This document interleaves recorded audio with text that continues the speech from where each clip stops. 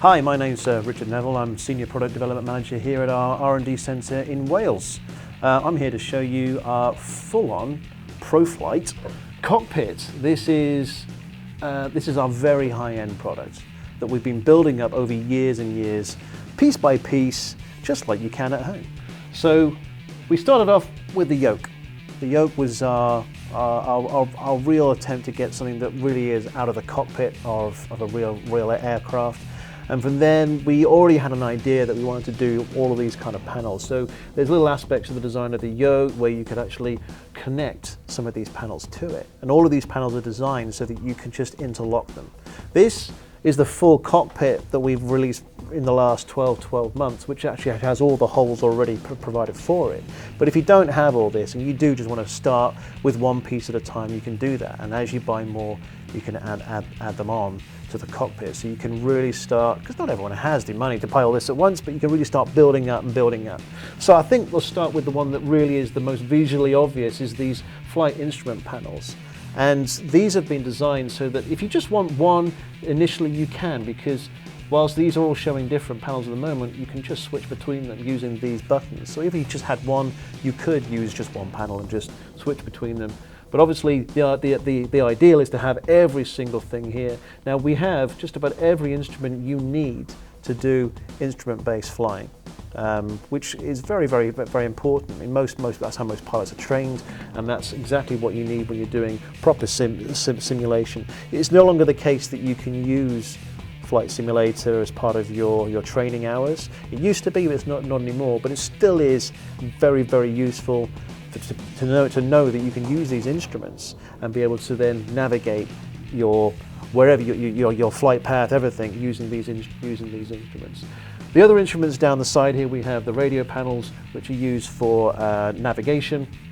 We also have multi-panel, which has pitch trim, we've got flaps, we've got autopilot and all the settings that you can use for autopilot. And then our switch panel down here, which has a number of things, including the starter motor, your landing gear, including indicators to show whether there are faults. So the entire thing here allows you to replicate just about every single instrument that's on a real aircraft cockpit.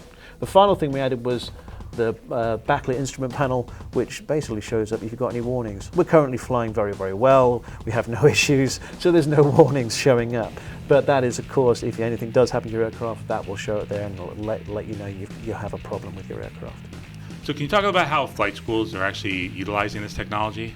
Yeah, so the flight schools, they're all over the world. They will buy this complete cockpit, and they can buy them 1s, 2s, 10s, as many as they want, depending on the level of the number of students that they have at the schools. And then they can just fully set this up with a PC running Flight Sim 10 or X-Plane. It's the major competitor that's still very much current now. And then they can just use this to fully learn how to fly. In China especially, they actually have dedicated flight sim schools. Those guys just go nuts for this. They absolutely love it. And it's not just a school with a flight sim class. It is a flight sim school, and these kids go there and they'll spend hours and hours building up flight hours on this simulator. And it's just perfect for them to learn exactly what they need to do to learn to fly an aircraft.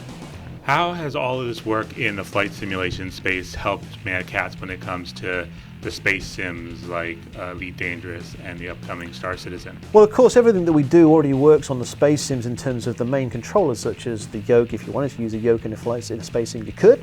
Our joysticks that we do, they all work, and many people do, in fact. Where it starts to get interesting is what we've done with things like the instrument panels here, because we design them with an SDK.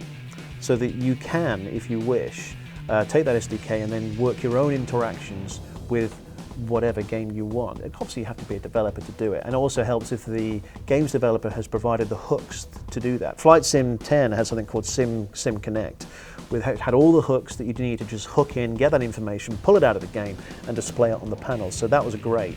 Other games obviously haven't done that, but when X-Plane does it. We already have a number of people that I'm actually talking to at the moment who are also looking to build support for these into other game titles. I can't talk to those at the moment, but obviously it's an opportunity for something like Star Citizen.